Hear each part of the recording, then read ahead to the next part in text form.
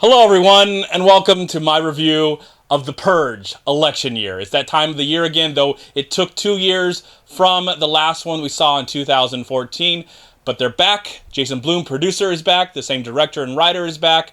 And now we're on a new adventure as we get to know more of the political side, especially a senator who wants to change things and get rid of the Purge. But the Purge works. For some reason it works. Don't you know how it works and why it works? No, never really figured that out.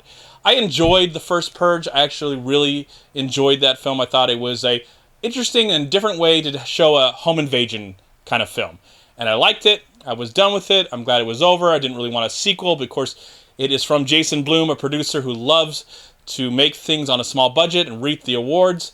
Sometimes there's massive rewards and other times they're not so. But with The Purge, I think it's been a very successful franchise, though it has been 2 years since we had a film. And when we had that film, Anarchy, I was not really that impressed with it.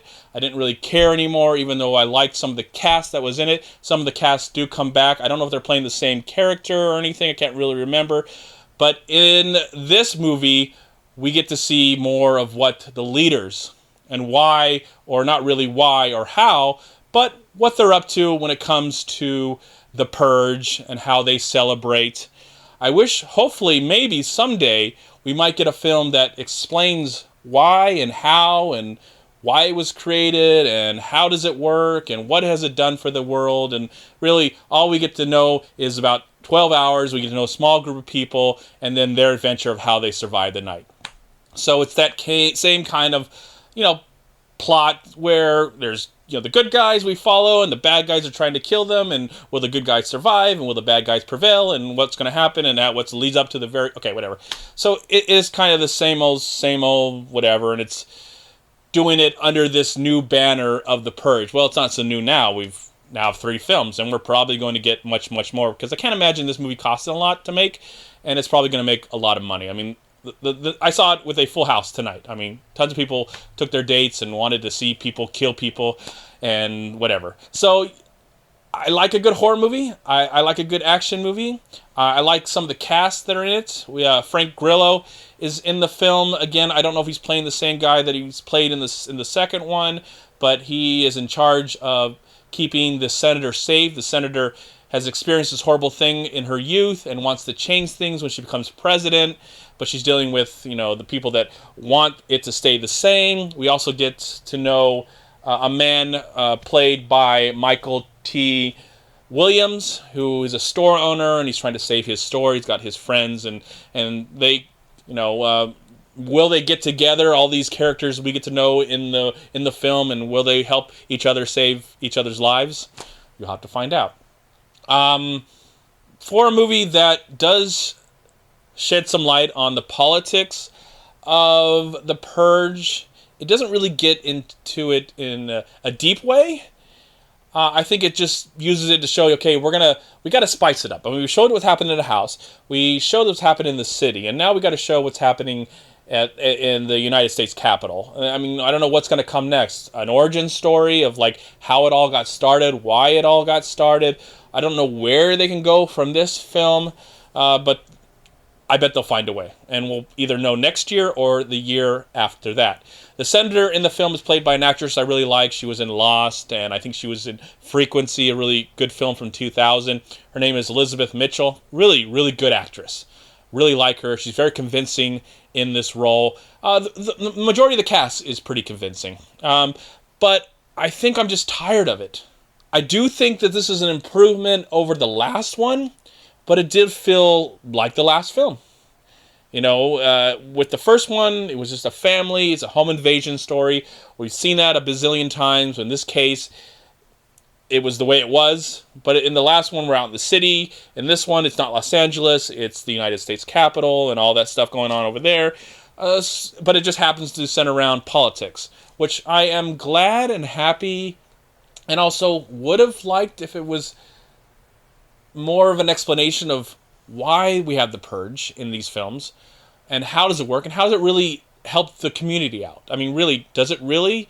Is there any explanation? And I felt like they really weren't trying to do that again with this movie. It was just a straightforward action thriller. I mean, you have the people that are trying to survive, people that we get to know, a little bit of setup, but we get to know, and then we got to find out how they're going to survive when they meet up, and how they're going to get out of this situation. So it's standard storytelling when it comes to an action thriller horror. And if you love the Purge movies and you've bought into this and you want more of the same, then I think you'll really enjoy this film. Also, the fact there is some nice action set pieces. There's some nice emotional beats that happen in the film that I did not mind. I feel like the movie is watchable, but really unnecessary. Like, it really didn't serve a purpose to really exist. It didn't cover any new ground. It didn't really try and explore this world as much as I kind of want it to do. I almost want to walk away going, wow, that's some disturbing information you're telling me right now of how the Purge works and what's it all about and how it serves a purpose in this world. I never walked away going, wow, I feel like I've not learned something, but I can take something away from this film and have something to think about. I really don't feel like I did that. I feel like I've just seen more of the same, though I felt it was a step above the last movie just because I liked the characters more in this film than I did the last one. But in the end, I can't imagine me ever watching this movie ever again. I'd just rather watch the original. Yes, the original is the same kind of movie in that kind of with that plot structure. It is the same exact thing. We've seen it whether it's Michael Myers or Freddy Krueger or Jason himself chasing around people in a house. We've seen it time and time again, and we're going to see it forever and ever. So it's really easy to do. I just felt like that was cool. That was nice. I liked that.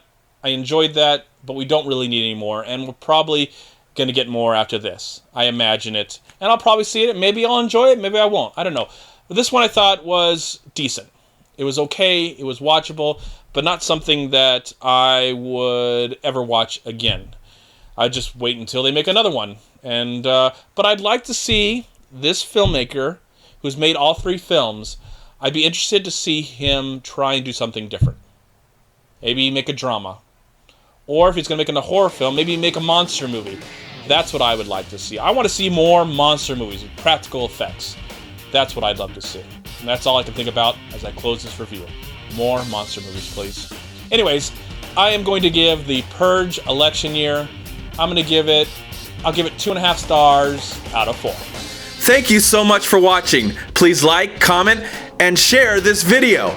And also, please check out these amazing movie websites. And if you enjoyed this review, please click here to subscribe to my channel, and also please check out all my recent reviews right here on YouTube. Have a great day, live film, find peace, happiness, and harmony in anything and everything you do, and I'll talk to you at my next movie review.